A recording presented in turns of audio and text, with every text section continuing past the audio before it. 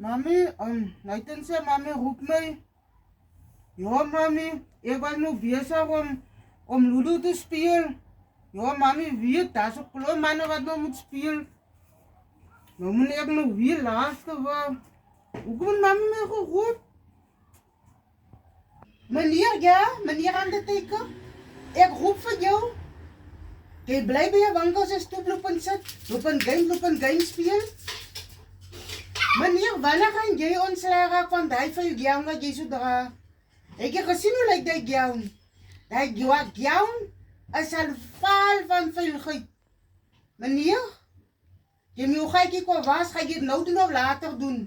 Jy moet besluit en baie vinnig. Asseblief, en jy is besig om my in die skanne te steek. Toe ek moet my kerkmense hier verbyloop, sal jy mos daar staan en dan wyk jy ook nog vir my, moenie vir jou gown aan.